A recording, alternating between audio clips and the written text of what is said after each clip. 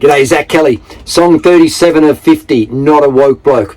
About 18 months ago, I saw a video, and it was of a drag queen at a show that smeared themselves in blood and started throwing tampons out into a crowd of kids. And I found it quite offensive. And what was even more offensive was that no one stopped it. No one stood up and said, no, this is not acceptable. And it really highlighted for me where we're going in society. And I started having a look at some other stuff, and then I found a guy in a G-string doing pole dancing show for toddlers, and it's like, my goodness, where are we going? So this song is very much focused on the extremism in the woke community. I think we're going in the wrong direction with it. I'd like to thank my cousin who has been in a long-term relationship. He's a gay man, and he's been in a long-term mature relationship with his lifelong partner, Michael, and they both had a chat with me. That interview goes for about an hour, and it's really worth the effort to have a listen to that. But I'm going to do two versions of this video. One will be with this introduction and just the song, and the other one will be with this introduction, the interview, and the song. And before you jump on your keyboard warriors and get up and start hurling abuse at everyone, and I don't care whether you're hurling abuse at me, definitely do not hurl abuse at my guests, please. They come on my my channel, and they're very brave to do that, and I thank them for their contribution to the conversation. This song is about trying to stimulate conversation to attack the extreme element of the woke movement. I don't care what anyone does and how they want to live their personal life. Just don't force that nonsense on me. So I will respect anyone's right to hold whatever opinion they want, as long as they give me equal respect to hold whatever opinion I want. And we can disagree with stuff. Still, we can do that without disrespect, and we can still respect each other and function as a society. So.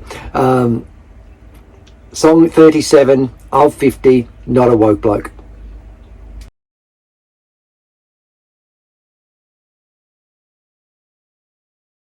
G'day, Zach Kelly. Okay, the important subject here for today. It's a very sensitive subject socially, and never been afraid to take on the tough conversations. But I've recently written a song called Not a Woke Bloke. I've written this thing over the last sort of 12 to 18 months, and I've had to write it multiple times because I think there's some conversations we need to have in society where some stuff is just getting out of control and out of proportion, and I'd like us to be able to come back, have some reasonable conversation around that. Okay, we're back. Sorry guys, we are close to the Embley Air Force base, so we get a lot of planes flying over, a lot of military planes, so we just have to stop the recording when those planes come over. So this interview will be cut and shut based on noise that happens around us. So look, some very important subjects. The Not a Woke Bloke. I've tried to target stereotypes within the trans movement and the woke movement, and I've probably given some sectors a little bit of a hard time, maybe unjustly. I'm not sure yet. I'm not sure if I've got it right, but what I'm doing is going through, and I've got some significant people in my life, family and friends, who are all impacted by some of this, and I want to make sure that I retain those relationships as good with those people, but also to make sure that the song isn't just offensive and it stops people from having the conversation. The idea is to actually stimulate conversation so that we can move more towards acceptance and more towards tolerance as a society. So yeah, some important conversation. So today I'd like to introduce you to my cousin Mark and his partner, life partner Michael. So fellas, welcome. Thanks for doing this for me. No worries. Thank you for having us.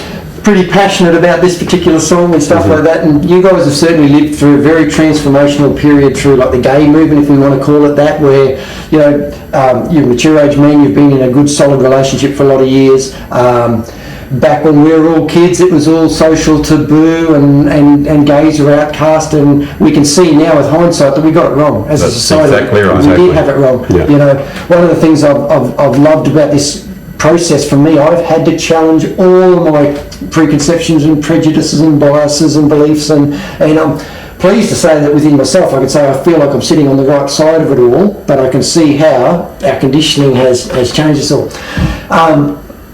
Michael, you made the point about, and we'll get into this a little bit later, the gay lifestyle, it's nothing about sex, it's about love. It's all about love. Who you love. Who you love. And I caught up also with a couple of young kids they're close to our family and good mates of my son, and one of those is going through challenging their own where they sit in the world, and they want to do a transition. They want to go from being a male to a female. Exactly. And what I saw when I was sitting with those two is there are two humans that genuinely love each other. That's exactly right. If love's at the centre of it, it can't be wrong. That's exactly right. But you can't compare or get mixed up in the fact of you're talking about transsexual and you're also talking about gay men. Two totally different things. Tell us about that. Tell us, what's the distinctions? Tell us. There's we look at the LGBTQ alphabet plus and everything, and I don't mean to be disrespectful for each of those things, but what are the differences? And transsexuals there can be even a straight man who's lived their life or feeling they're in the wrong body. Okay. And they want to transition. You're saying no, but no. You confused me a little bit when you first started. That's exactly right. A transsexual is someone that could be a male, born a female, either or, but they know that they're not right in their own body. Okay. Inside, a male feeling he's certainly a woman. He should be a Mary, not a Michael. Yeah. So were you reacting against the word straight, saying that they're not straight, because a straight knows I'm on my path. Yes. Whereas someone who's not straight is questioning where their path is. That's correct. Where they need to land. Exactly. You know. Okay. So keep going. Well, it's a person who's one sex and does not feel right where they are. Yeah. And know they want to change to the other side. Yeah. To totally change their whole sex means going through the operation, going through the therapy, the whole lot. Which are big calls, It's mate. a massive call. Irreversible. Yeah. You know. Have you had many friends through the years that, so you've got some mileage on the clock. Have you had any friends in the years that have gone through it that have either gone, yes, this is absolutely for me, or that they've regretted it and wish they hadn't? Like, was it a stage they were going through, or, I'm trying to ask that question as respectfully as I can. You just brought something up, a memory up for me. When I was living in Townsville, I got to know a couple of drag queens up there. Mm-hmm. And I used to travel down to Mackay with them for weekends when they did rehearsals and made costumes, got everything. They did their shows in Mackay. And we got on, we spent a lot of time together as boys. Yeah. And then years later, I come down to Brisbane and I go into one of the nightclubs one night, and this lady comes up to me and says, "Do you remember me?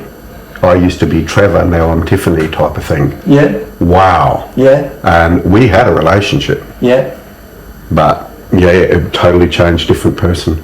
Interesting. Totally. Yeah. We've got another walk and grunt for Tiffany. Was the person walk and grunt as Tiffany then as Trevor? At that time I was totally unsure of all of that. Mm-hmm. And I was sort of, shocked. I used to be with this person. Yeah. And I couldn't possibly now. Yes. In that respect. But as a friend and everything like that, we've got so many of them that have changed, and I've gone from one to the other, and you have to get used to their new name. Yes. And their old person has died. Okay. They're no longer around. Can I answer that question just a little, not different? Yeah. Don't confuse changing your sexuality with a drag queen. Two totally different things. I wanted to touch on that because drag queen's more performance art. It's only performance. It's only performance. Yes. For no other reason. There's no way in the world a drag queen's going to go to bed in a nightie. Yes. Right? Where someone that feels they are definitely a woman, even though they have a male's body, they would want to be that way. Yes. So, right? They live that life in their private life. You asked the question, do we know any, and were they happy, were they not happy, and so on. I know quite a few that are extremely happy. They've been a totally different person since they've changed, versus the people that I know that went too young and had the change, mm-hmm. and now are just, some have suicided over it, and that's only the fact they were back many years ago, there was nothing for them. They just went overseas, come back a woman. Yeah. Where now at least you have to go through extensive psychology. Just to make sure that you're getting all your ducks lined up. But I would like to say they shouldn't go too young. Yeah. Shouldn't go too young. Talk to mum and dad and all that, and mum and dad just go with it. but don't start anything too young. Well, one thing I found interesting, and I spoke to, and I'm not going to use their names because I want to protect their privacy, but the young kids, and look, it was a boy all the time. I knew him at that stage, and he worked on my work sites, and he was very close friends with my son, and he was always at our birthday parties and all that sort of stuff. We've got a good close relationship, so I still struggle calling he or she because I'm in transition myself to accept that.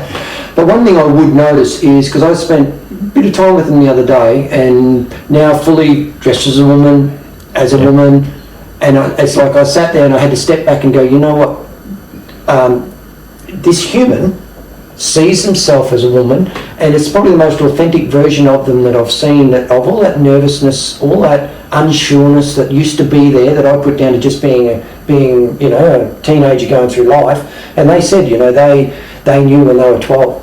They knew when they were 12 that they felt like they were in the wrong, on the wrong path. Yep. And I want to hear a bit of your personal stories on where you've been as well. That's one of the things that's been beneficial for me. I used to flippantly say, they're making a lifestyle choice. It's not actually. The choice is not to be a cross-dresser or to be drag or to do, or to be gay or any of that stuff. The choice is, do you want to live within your own integrity of being authentic to who you believe you're meant to be? So... You make a lot of sense there. I was married and married for several years. Tell us your story. I was married for several years. I have children, but I knew I was living a lie. I knew I wasn't happy where I was. It wasn't that I wanted to be a woman, but my preference to a life partner would be a male instead of a female. So after several years, I divorced and I came out. The coming out was absolutely amazing. I had no one that I cared about that ridiculed me in any way or form, but it was like having a house lifted off my shoulders. Absolutely. From there I went on to look after young gay men that were being bashed because in the 70s, 80s we were not allowed to be who we are. Joe Bjelke-Petersen was in regime here in Queensland, and he said there are no gays in Queensland. He would put them in jail. And he did. So can I say that we had to fight for our rights.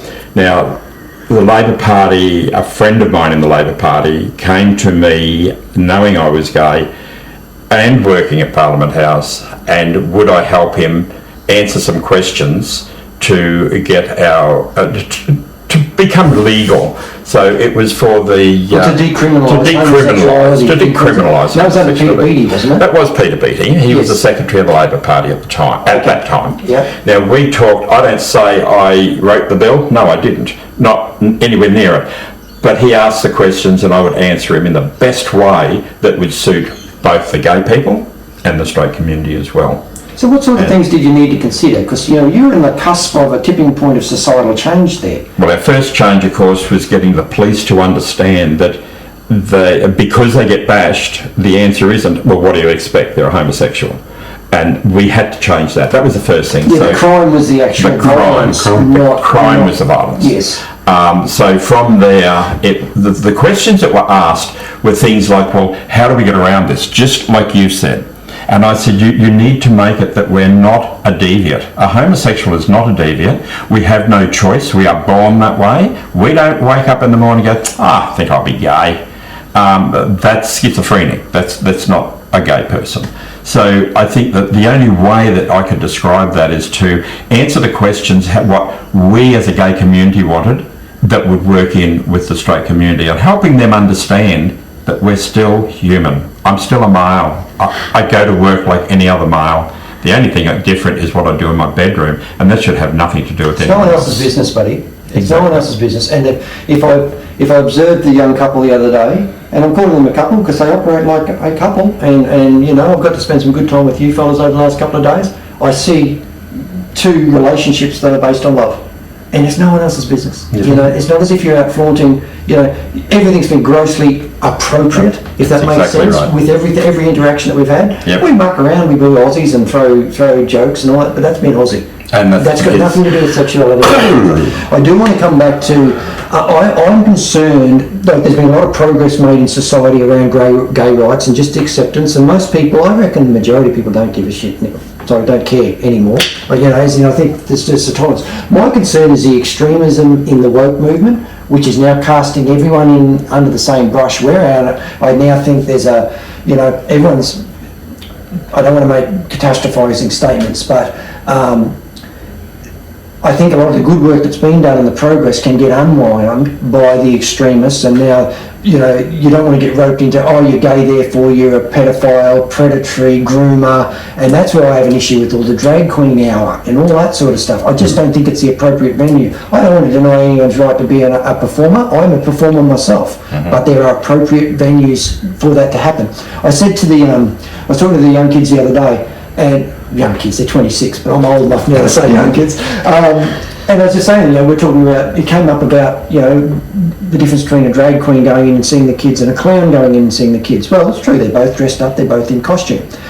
But there's been so much sexualisation around the character of the drag queen. Yep. What triggered this song is I saw a video about 18 months ago, and it was a drag queen smeared in blood throwing tampons into a crowd of kids. It was disgusting. It was disgraceful, and what was more disgraceful was that no one was standing up and saying that's unacceptable, because no one's got the guts now to stand up. This is our line of decency in society. You're pushing over it, we've got to push back. I think that's where we're all at a stage where we've got to push back. I think, the gay community itself needs to push back on the extremists within the woke. We do. Hijacking. We do. I've seen incidences where, you were saying, doing that, if I had been there, Yep. I probably would have throttled them. Yeah. Because that is not what we're about. Yeah. And that is disgusting. The other part is, I've gone to Gay Pride Day many times in Brisbane, Queensland Gay Pride Day. Was there one day and these queens were wandering up the walkway, and one says, here's some cops, so kiss a cop, and this police officer was saying, I don't want you to, and this mongrel forced himself on him. Yeah. And had I had the ability at the time, I probably would have done the same to him. I would have grabbed him by the throat and dragged him away. And leave them alone. You're pushing yourself too far. Yeah. And that's everybody has their right to not be touched by whatever you call approached. It's even bigger than that, Mark, and that's what I think the essence I'm trying to achieve with this song is everyone has the right to be whoever the hell they want to be, as long as they're not hurting or harming anyone else. You don't go walking up to somebody and force yourself on them, and that's what that person was doing to a police officer. And they're there to do a job and to protect us and to support us. Yes. They were supporting us. They were there to do a good job, and yes, bang. Well, I think it's further than that too, mate, and I agree with everything you said there, but I think it's also you can be whoever the hell you want, and this is what I have the problem with the extremists in the woke movement. But they're forcing me to change a paradigm. So I personally believe men can't have babies. That's just a belief. I look at biology. It's never happened in the human race. It can't happen. Biologically can't happen. Right. So forget arguments about God and religion and all that stuff that confuses it. Biologically, it does not happen. The young kids the other day said, well, the seahorses can do it. Well, yes, the seahorses can. So if a seahorse can do it, that's okay. That biologically, nature is saying that can happen for a seahorse, but nature is not saying it can happen for a human. If it's got to get done by a scalpel, then it's not natural. That's right. I'm not saying it's wrong, but there's a lot of elements that are wrong where we've got government departments and schools that are talking gender reassignment operations with the children and not telling the parents about it because it's the child's right at 12 and 13 to question their sexual... I'm sorry, the parents have the right all the way through to be involved in all of that. Certainly when we've got a situation when the parents need to fill out a form for the child to get an aspirin, and then the certain parts of the school can talk about gender reassignment. I'll put it this way. It's inappropriate. I would say if I had a kid going to school like that night, going through what I've been through in my life and everything, doesn't matter. Yeah. I was groomed and molested as a child, Yep. and I do not agree with it happening. Yeah. Lucky I was gay. It didn't bother me at all. But it's still as far as it was traumatic and confusing as a kid. Yeah. But as an adult, I do not agree with all this stuff going on in schools where parents are having all their protection of their kids taken away from them. Yeah, that's right. The parent is the ultimate guardian. That's right. Until the child That's is an adult and the parent's job is to build the child to be able to flourish. We've got very good friends, extremely close friends who have got children. We are very careful what we say and do around them, Yes. and we do not agree with that's other people, disrespect. other gays carrying on la-di-da, or banging on the gay act in front of them. Yeah. They can act as a normal person and Yes. stop doing that in front of kids. Yeah. Right?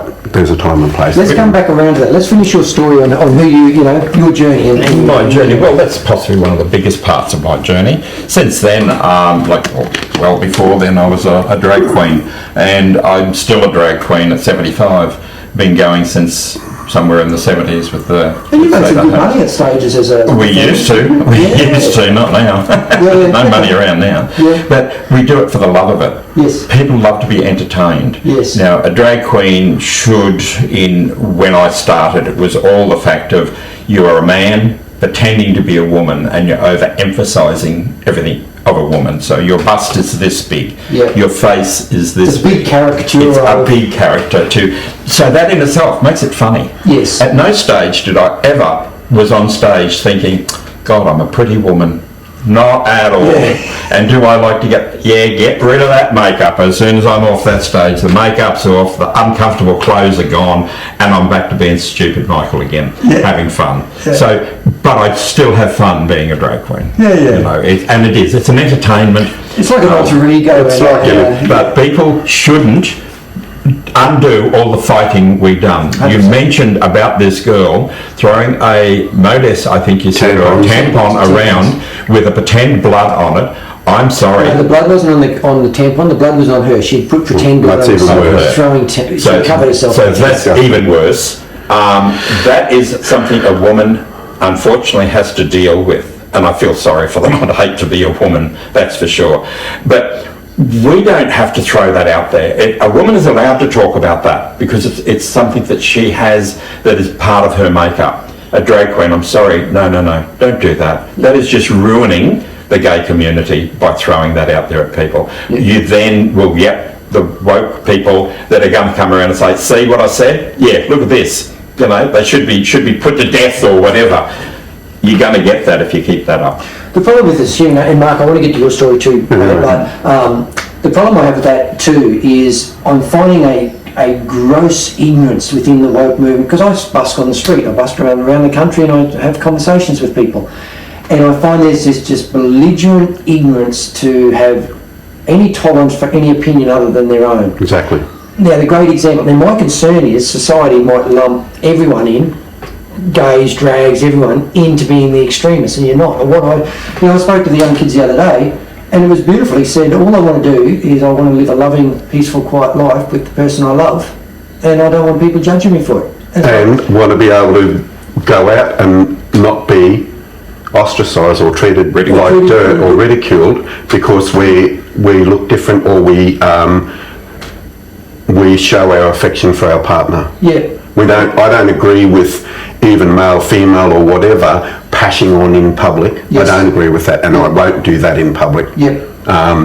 But being able to hold hands or put the arm around them if they're really down, we should not have to feel that if we're in a situation where we're talking to somebody like yourself and he gets really distraught, I can put my arm around him and it's not treated like, oh God, look at that. Yes. Yeah. You know. Well, my concern is with the extremism, they're starting to push so many boundaries just for attention and just That's to be right, and significant. it's just wrong. Then all of a sudden you guys and the other kids get like, oh, you're one of them, Yeah. and then all of a sudden you get ostracised. Mm-hmm. You've done all this work to get acceptance and tolerance, and now it's getting, Can I just say one of the biggest gay movement things that's been going on for 40, 50 years now, which is should I say it, the gay Mardi Gras? Mm-hmm. For many years I totally disagreed with it. Okay. I hated being in my hometown, watching the ABC and having this come on and thinking, my parents think I'm that. Yes. Thrusting your hips out and doing all this sort of shit. Yeah. And no, that is not me. Yeah. But everyone thinks that's what you are. And that's the risk. And that's the big risk that they took. They were extremists at the beginning and they've toned it down. Yes. But, yes. So you're sort of saying you feel it was that and I'm going to say Mardi Gras, but it's not Mardi Gras. It's in general. Yeah. The gay people wanted to put it out there that we were a sexual being. Homosexuality had nothing to do with the fact you love a person of the same sex. Yeah. It was being pushed out there that we are a sexual item. Yeah. And the thrusting and the nakedness and all that in public.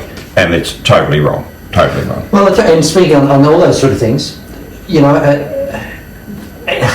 I'll get back around to it. We were talking about, I've expressed to you quite openly, and it's been fascinating to see the difference. I had the conversation with you guys and I had the conversation with the other guys. And it was, I think drag queen hour in kindergartens and in preschool is grossly inappropriate and is not the appropriate venue. 100%. 100%. We would not even consider going and forcing ourselves on our friends' kids to read them a story done up in drag. And that is just wrong. Yeah, I agree with you. And I had the same conversation with the other kids, but the other kids were saying, no, that's denying our right for performance art. No, it isn't. Like, it's not. And that's where that clown conversation come up. That's right. If a drag queen's coming in and it wasn't sexualised, probably no problem. But socially, it is totally sexualised now. Yeah. The clown at this stage it's just neutral. But if the clown if society and media pushed the clown to become that demon, Chucky character that you see in all the horror movies, where that would cause psychological nudge or movement. Well, I'll honestly say I never liked clowns. But the clown is not appropriate then.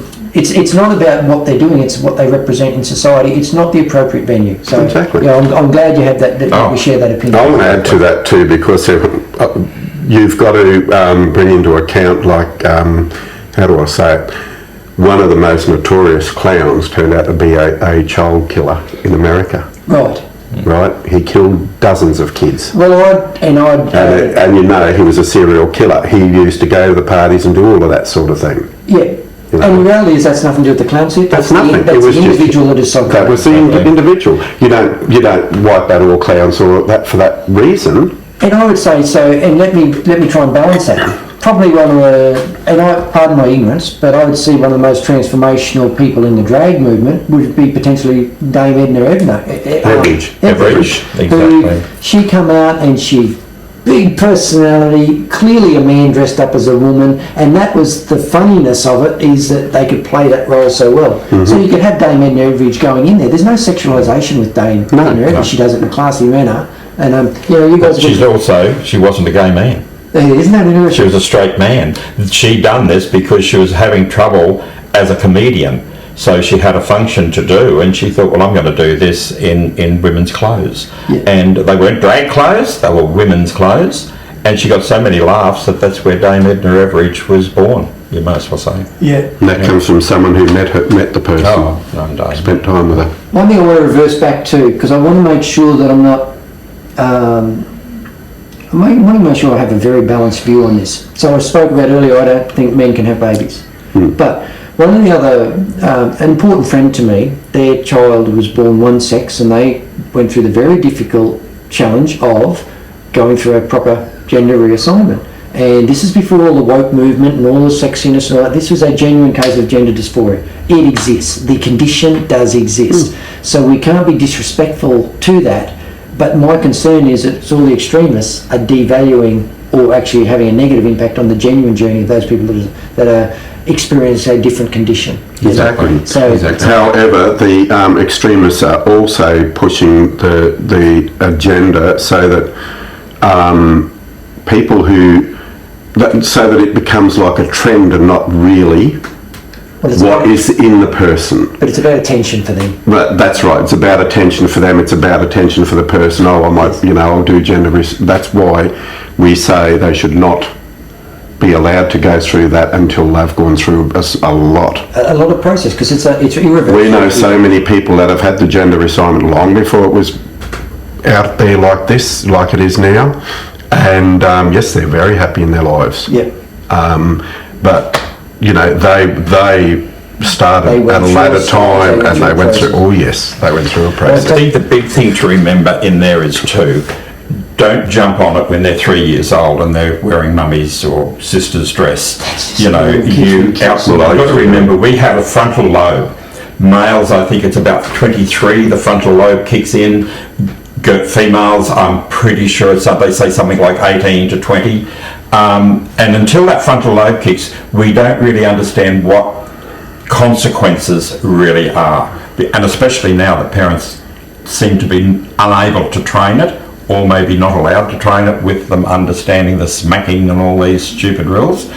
So the big thing I think we've really got to look at is if your child comes to you and says, "Mummy, I think I really am a girl," and they're actually born a boy, talk to them about it. Seek help with them. There is so much out there in the transgenderist movement. To what I can understand, you can't start anything until you're 16, but some people are getting around it. I think you really should look at what are you doing to your child. Let that child get the frontal lobe going before they make a decision.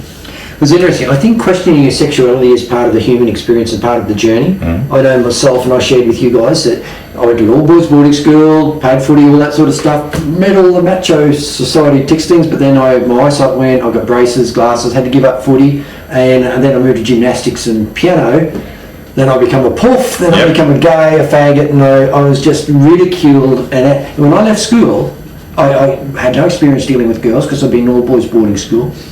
And I just didn't get it. I was uncomfortable. Girls weren't attracted to me. I was a very average-looking fella, and I actually questioned my own sexuality. And I went through a whole process there that I had to work through, and I worked out what's right for me and what's not. But I had to go through the process. And with years' benefit of hindsight, I've looked back and go, that was a stage I was going through in my own development. That's right. You know, and so that's fascinating. I think don't go and make any drastic actions based on what could be a stage. Give it some time to breathe. You've got to give it time to breathe, you know. I've had friends or whatever that have come to me and said, I think I'm gay or whatever. Right, we'll take you out, we'll show you around, we'll go out to the gay clubs, see how you go.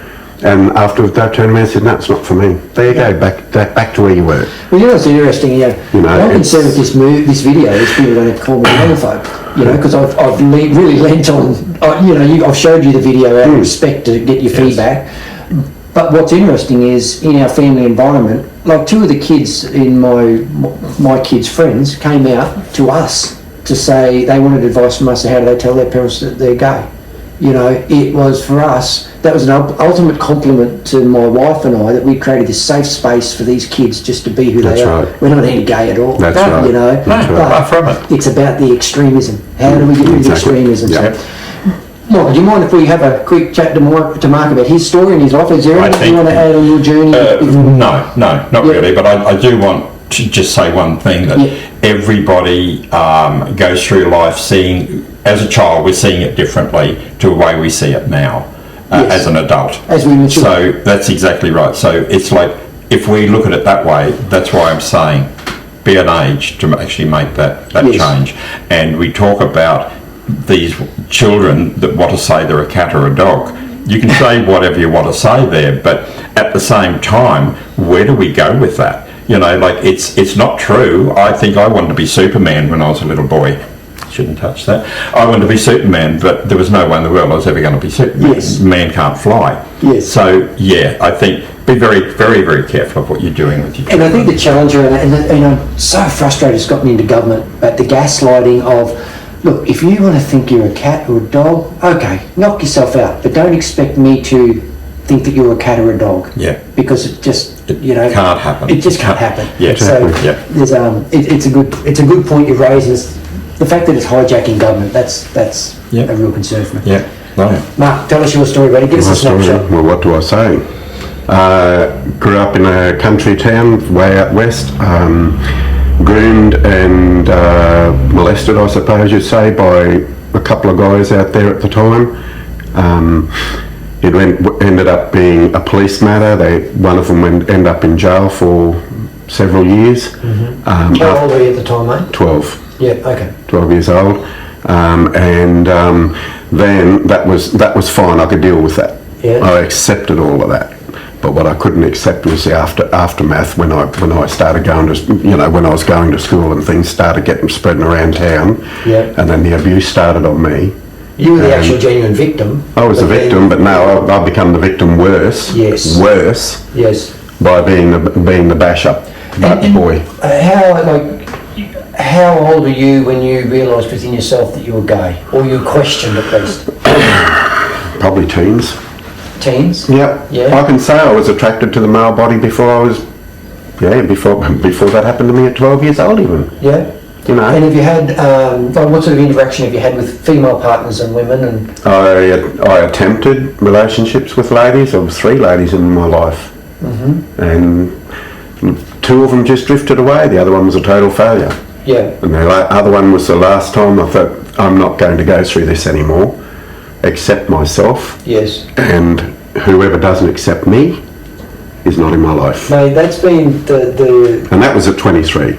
if I've had an aha moment through this process and this song, and I've shared with you guys that I've gone on about, choosing the lifestyle of being gay. It's actually, that's not the choice. The choice is accepting who you are. And I think of the young, I keep going to say young fella, and I've got to look at that.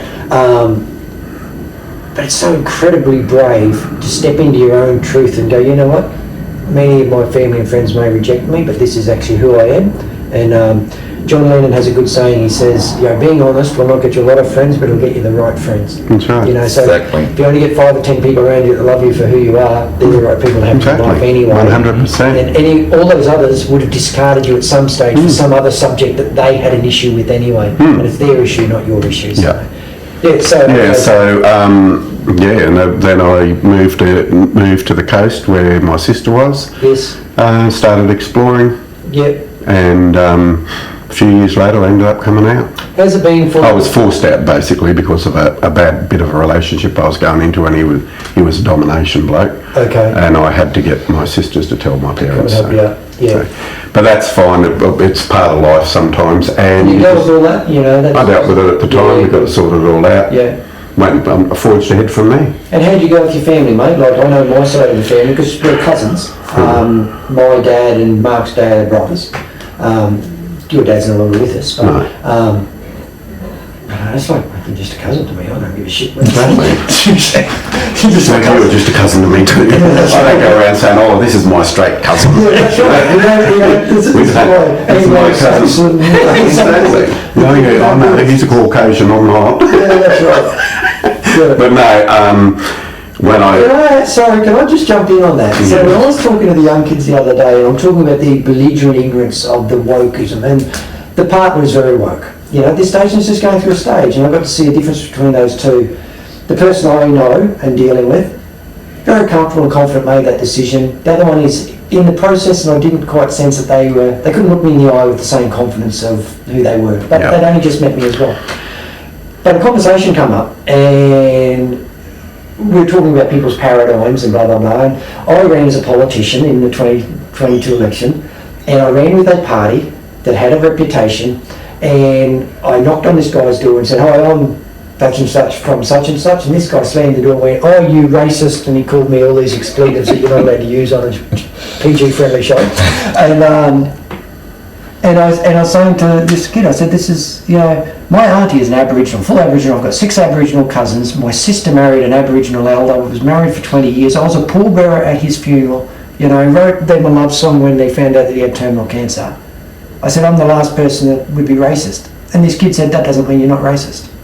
And it's like, you belligerently just want to believe I'm racist because I went with a party.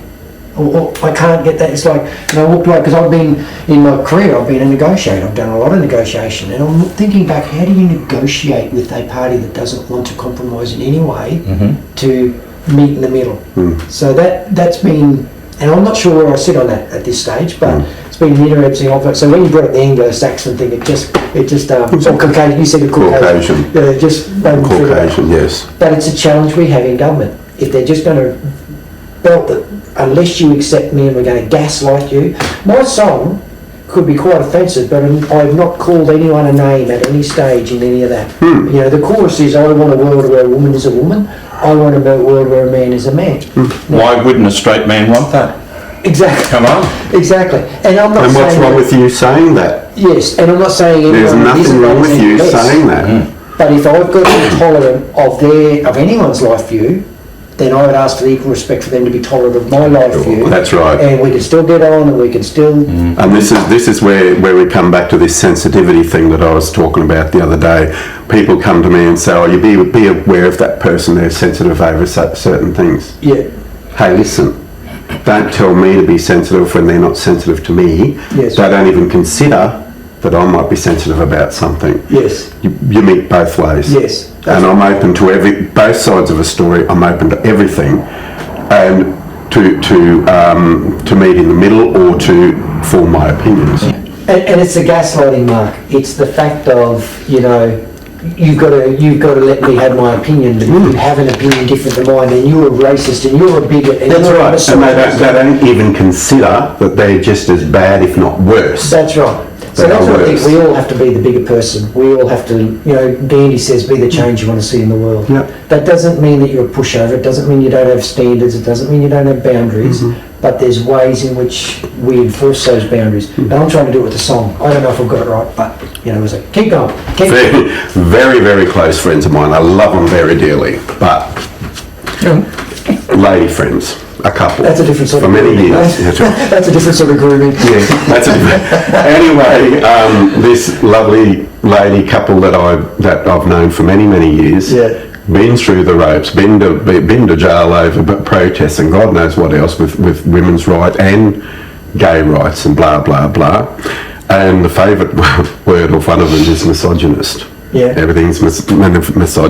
Word of the So word. I come around the other day and said to her, "You're a misogynist." What's that? The total opposite to a misogynist. I said, I had to look that up so I could hit you back with that because I'm not against men. I said, well, we're not all against women either. Yeah. So you don't be, you know, be in the middle. I think I told you guys that, you know. I know there are misogynists and that too. And there are man haters. Yeah, they're absolute men. Big time. I was telling you guys, I was busking on the street somewhere. I was in Orange or something, I don't remember, New South Wales.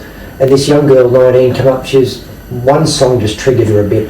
And she come on about that, you know, she obviously believes that all men, and she's got the hair dyed and all this sort of stuff, and she believes that all men are going to belt their women and going to be women killers and all that sort of stuff, and tried to have a reasonable conversation with this girl. She just believes that all men, and, you know, I spoke to someone else recently and they said the saying is it's not all men, but always men. And I said, that is not right. The amount of women that calls, and this is where we get it wrong, I think, as a society, that I believe the woke jump on, it's all the gender, all women do it, all men do it, and it's nonsense. It's bad individuals, that are bad humans doing it. Yeah. Don't give a rat's what their sex is and what their gender is and all that sort of stuff. Right. But anyway, we digress. Do you accept the fact this lady you were talking to that was so against men? Do you think she had been treated badly by male, whether it be father or whatever? I think her social group is. I was talking to the young kids the other day, so it's a digression. I was talking to the young kids the other day, and they were saying that, you know, they believe that majority of society accepts trans. And I'd say, well, I think that you're getting a delusional view there because the majority of the people that you surround yourself with accept trans. So the only people you talk to say it's okay. Yes. But I'm out in the street busking to general public, and general public have some genuine concerns. That's right. And it's the same as the gay thing. It's the same as the gay thing. Yes. Oh, but people are saying how good it is and everything now. You go 30 to 40 k's out of here into country, it is a total different thing. Yes, they are still in the dark about a lot of it, and are still prejudiced or discriminatory about it. Well, essentially, like I shared with you, and scared of it. Okay, at Tamworth again. So I played Tamworth the last 3 years, and this person's been there each year. But this last year, he's a man. He's late 30s, dresses in a skimpy red 90, pushes a trolley, a stroller, and he's got 3 dolls, and he nurses the dolls as he walks along. Okay, I'm sorry, but where in the line? I'll still love that person. I'll still respect them. I'll give them a hand if they need a hand. But at what stage do I say that's not a well-adjusted, well-balanced person in society? It's not far from it. And I don't want to be derogatory and say it's mental illness, but there's certainly emotional lacking Something there where wrong. they need to feel loved, they need to Something, feel significant. And I'm not denigrating them, but it's just not right. And I don't want that. I don't want to tell my kids this is a normal human. This is a normal society. that's I'm not right. saying they're any worse or any less. No. But that's not, and that's where my song is. There's some sort of a problem. I want a world where a woman is a woman, I want a world where a man is a man. And credit to you guys, I'm coming in and, you know, that could be very offensive to you, but we've had Not at very all. respectful conversations around it. You understand it, Yes. You've talked at length about the song, and They're all Yeah. to do with respect, and we respect the fact that what you're saying is what you feel as a straight man, and that you're allowed to feel that way. Yeah. Same as we're allowed to say, that's okay, because it's your song and it's your life. But Michael, if I was a homophobe, I wouldn't give a damn what you thought. Exactly I right. wouldn't give you the time You to wouldn't be really here come with and us. have and say, That's look, right. this relationship is important to me, Yeah. but this is standing out. In the same Yeah. way, you and I have very different views on different politicians around the world, I'm sure of it. You know, that's us, that's what humans are. what I say goes. That's not acceptable.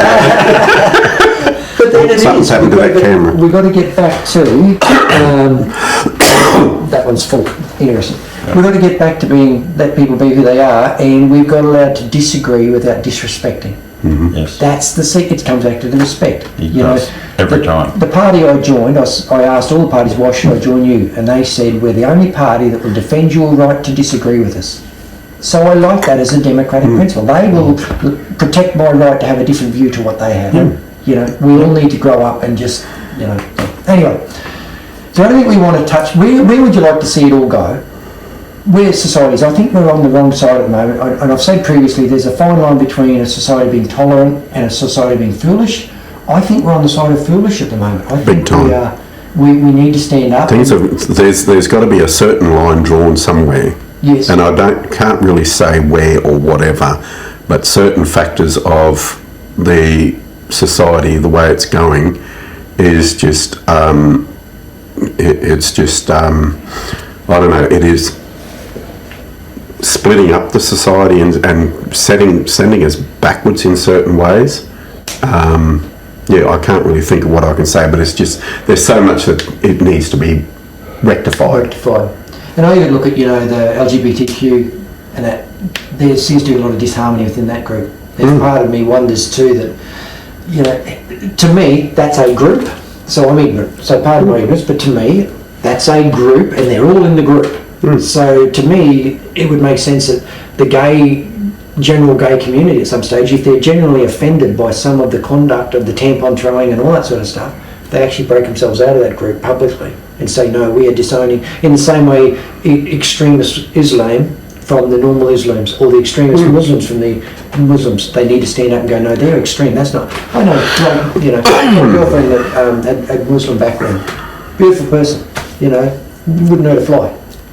But people, you mention Muslim, and you know, oh, you're an extremist. It's the same of, where do we get that balance Exactly. right? We need to start policing our own people. It's like people saying, one lady saying to me years ago at a party, she realised that I was talking about a boyfriend instead of a girlfriend. So later on, she leaving and she came, she says, but you're lovely anyway. Isn't that interesting? Eh? I think we've come a long way. How rude was that? But we have come a long way. Yeah, well, thank you very much, you know. Yeah. But I'm lovely anyway, well. Your question was, where do we see us heading? Where do you want it to go? Where do we want it to go? We wanted to go back a few years, I think. When we were accepted, it took maybe a year or so to calm down and everyone think about it. We were far better off then than where we are here now. And that's all caused by a lot of different things. Just because we're accepted doesn't mean, and I'm saying we're accepted as in a gay community, the queer community, why have we now gone to having to throw tampons, have blood all over us, talk about filthy sex things? We are part of to blame. But then we've also got the press, who is only putting that out there. They're not putting the great drag shows that are out there. Yeah. They're pushing that, look what this naughty drag queen done, or look what this naughty gay person done, or this naughty lesbian done. Yeah. Don't listen to the press. Take on board what you can see for yourself and Talk get to out the- there and look at it. Talk to the human. Yes. Talk to That's the right. individual, because Exactly. Yeah, I'm a redhead. There's many bad redheads and there's many good redheads. It doesn't mean all redheads are good and it doesn't mean all redheads are bad. You know. I'm just yet to meet one. No, my brothers and sisters were redheads. I know what it's like. Oh, fiery too. So yeah, that's where we need to get back to. How do we control the extremism in the woke movement? I don't know. I can't answer it. It's sad that it's there. It's like the war. It's sad that it's there. But what can we do as an individual? Sadly, I think most of the woke actually comes from the LGBTQ community as well. I think they exactly, and it's a younger generation. It's a younger generation. It is not the older ones. We know we basically got to where we were, and we're getting comfortable that we're accepted as a society type of thing, as part of the society, and now all these other ones are coming in saying, "No, you've got to accept this now, and you've got to accept that." How far do you go? Especially with different factors of it that are just pushing themselves in onto the thing. They're hijacking it. They're hijacking it and they're undermining the work done. It is. Well, look, I appreciate your time. I reckon we should switch it up a little bit though. It's a bit, you've been dressed as boys all week, so that's I think we need to have Lucy and Carla coming to their opinion. Yeah, that's it. And we're going to go to Lucy and Carla. Well, welcome back. Hello, girls. Hi there, darling. Hello, sweetheart. Who are you, sweetheart? I'm Lucy Lockjaw. Lucy Lockjaw. Lucy by name, not by nature. And you? I'm colour my world and colour my face in all colours. Keeps you happy. That's excellent. So, I refer to you as ladies. That's for this part of our interview. So, tell me about how did you two get together as becoming drag queens and performance artists, and tell us your journey. Back in 1972, there was a show in town that was similar, when I say town, in Brisbane, that was similar to Les Girls in Sydney, and it was called the Peter Moselle Review. I started off there as a dresser, then started doing drag with him. When you mean a dresser, so you were dressing the drag queens, yes. And from there he wanted me to start doing drag, and so I'd done it for several years, and I had a break. And David Kopp, which was an American, Australian, lived in America for a long time. He came back after he'd been sick over there, and he started a show here at Options, which was a big club here in Brisbane. And I was asked to come and join there, and I've been back doing drag ever since. Right. How about yourself, Carla? Yeah, well, I didn't know my partner was Lucy Lockjaw for a couple of years, and then when I found out... Sorry, so your dating partner you didn't know? For yes. Wow. I was in retirement. Semi-retirement. Okay. So you weren't still performing on the side hustle? No. So anyway, when I found out, I said, I've got to see you work.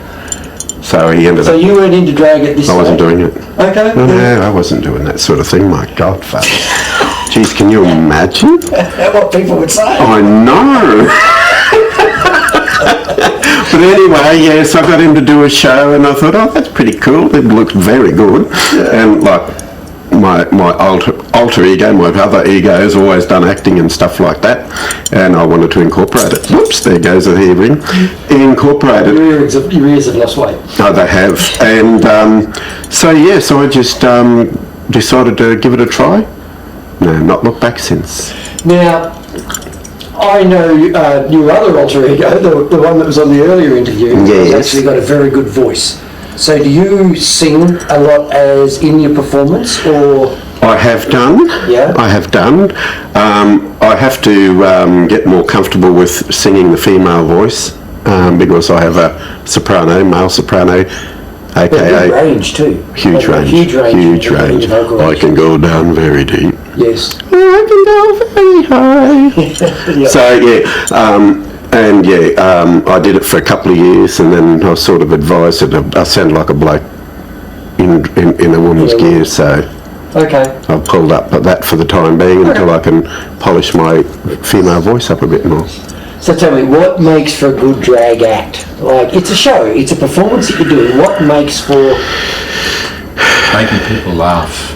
We do a lot of parodies, which I wouldn't say the names of them on your show here, but they are parodies and they're naughty. just naughty. They're not disgusting, but they're naughty. Yes. And I prefer a straight audience than a gay audience. That's interesting. Straight audience just adores coming out and having a Saturday night with a few blokes pretending to be Sheilas and have a good time and a good laugh, and we have them laugh. Flirting with the guys occasionally, especially in the act. Some of the songs can be bit confrontational, and we drag the man up and come on, honey. I'm going to play exactly on stage or whatever. Quite often we just, we interact with our audience. Yes. We laugh and joke with them in between the shows, so we're not just out there. You're building rapport the whole show. The whole show. Yeah.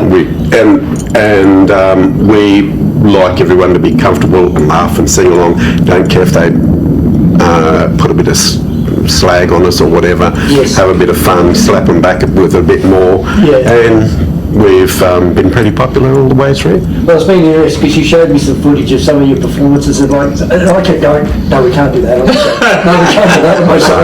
No. But it's appropriate for where it is. Exactly. For where the environment is. It's an That's what appropriate it's show, about. it's appropriate humour, and everyone's into their own If thing. people come to a drag show, they're sort of really expecting the host to say a few swear words, Yes. without going overboard, but Yes. always be respectful to Yes. your audience, always. Yes. But yes, they like a bit of a laugh and a bit of funny. We do serious stuff too, and they love that. Yes. But I think the main thing is to give them a good laugh. So with your show, are you booked as, are you a registered entity as such, or do you perform as just you two, or do you have a No, troupe of drag? we've got a troupe of drag queens now at the moment. We established the Golden Girls of Drag. So give it a plug. We established the Golden Girls of Drag about 2 years ago. Okay. And I put it out there on Facebook and everything, and of course, the Golden Girls of Drag, and these people in America and that hit us and said, yeah, you're not the Golden Girls. I said, we're not the Golden Girls. We're the Golden Girls of Drag. Totally different, honey. Yeah. Come along and see a show. We had people from Cairns and Perth asking us to go there, but we just don't have the funding to do. I'd love to take it on the road. We've been asked to go to Darwin. We've been asked to go to Darwin this year too. But again, it's a cost. We can't afford to go up there. They can't afford to pay us. We're a troupe of 6. Yes. Even though 4 of them are the Golden Girls. Yes. The other 2 are our backups. Yes. Yeah, special guests. Special guests, that's a better word. They've travelled they've worked worldwide, like myself and Carla has done. Yes. And the whole thing is, to take that many people up there, you got to be asking way too much than what anyone can afford to pay. And that's the problem. A lot of people have this, fantasy that entertainers are making a heap of money. We all scrape by the food each week. Exactly. We do it for passion, we do it for love, and we've all got our own lane that we play in. Yeah, well, we've had to go into a hiatus this year for a big course. We just don't have the funding to get. We're doing some private shows and that just to build up the funding so we can make a splash next year, hopefully. Even your gear. I mean, it must cost you. This coat would have to be just in the to buy the material was $800. That was just to buy it, not to make it, or to have it made. Yes. That was just to buy the material. So exactly right. This is where it all comes into it. Yeah. We'll never ever cover costs like that. No, and we do it for passion. I'm not saying I do drag. I'm saying we do have it. Honey, I've seen you in pain. I beat you in a dress up. Honestly. I was mortified.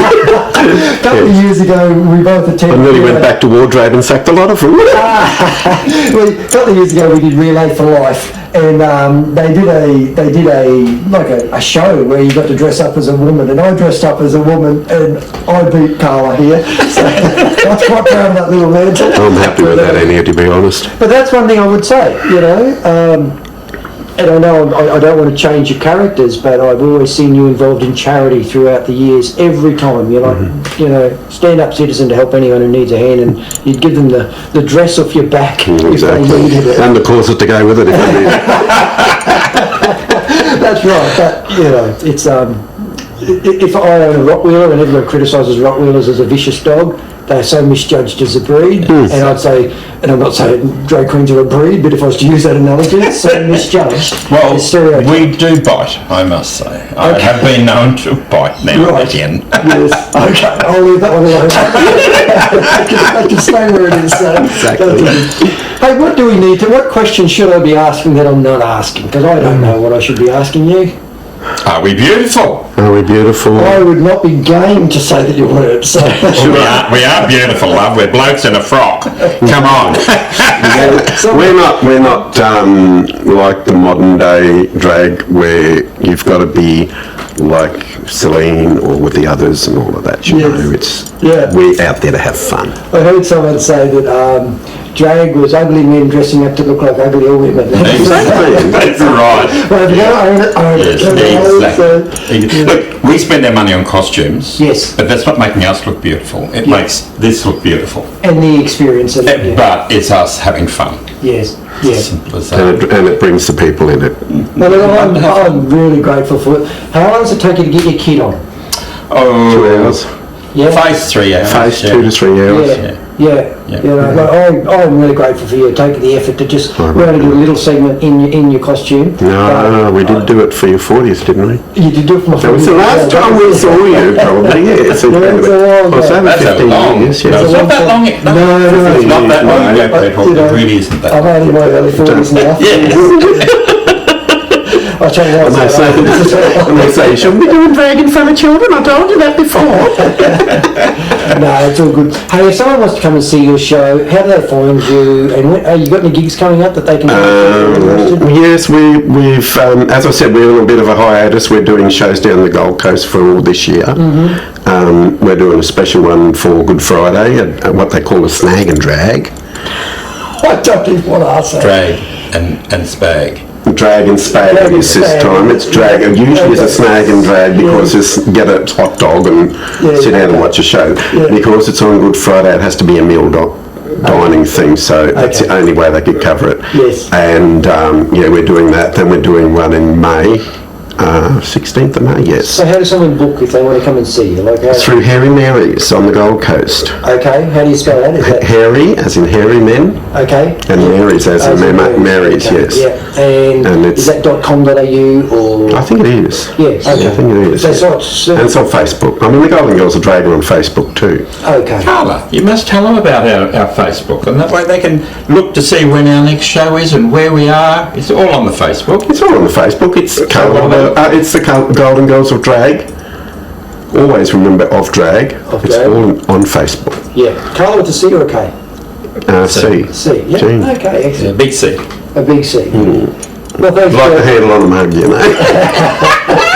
Well, I seriously, I do. I know we've handed up and had a bit of fun, but I appreciate you taking the effort to do what you've done. Darling. It's all good. Oh, look on you inside. Purple on your hands too. But in all seriousness, the whole purpose has been to try and stimulate some mature conversation around the Not A Woke Bloke song, and let's not bundle everyone in the same bucket, and talk to the individual, and let's see, where do we draw our line in society? I would draw our line being the doo-wop girls in the background.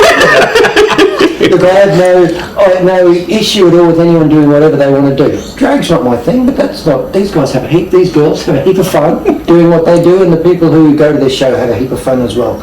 And it would be ignorant of me to stop anyone doing that. They're not hurting anyone. No one's harming anyone. So my video is about the extremism in the woke movement. So I hope this helps a little bit. Please have some if you have some prejudice and bias yourself, I challenge you. Question them. I've had to question them myself doing this video, and it's been very good for me as a human in my journey. And I hope you question yourself with the right questions, and I hope you get the right answers for yourself. So I hope you enjoy the song. Spread it around if you like. Thank you, girls. I appreciate it again. Thank You're welcome. Zach. Thank you for having us. Thank you so much. No worries, Zach.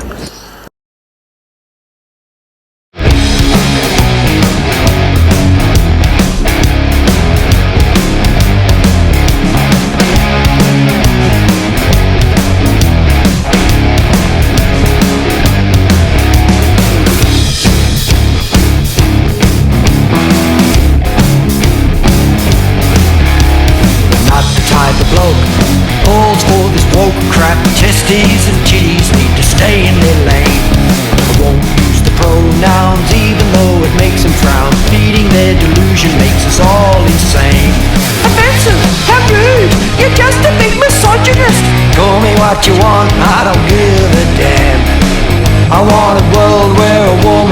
a woman. I want a world where a man is a man.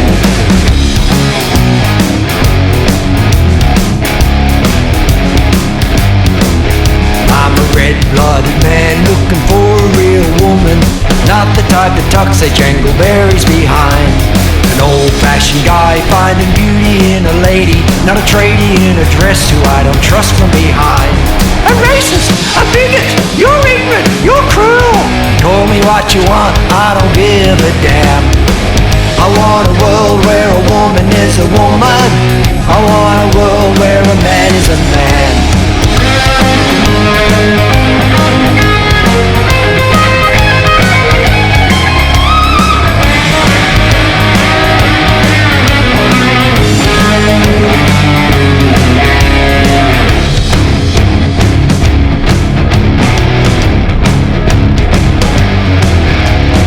They create division, they preach about inclusion, they gaslight common sense and those with different views.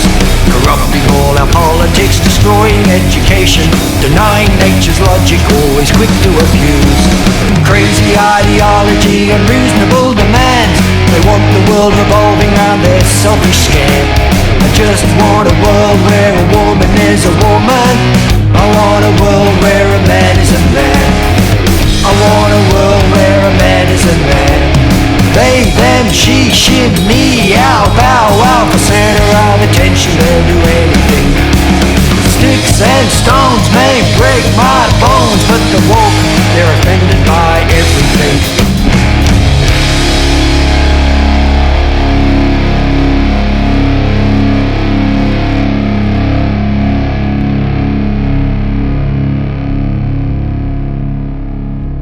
So ask yourself this question: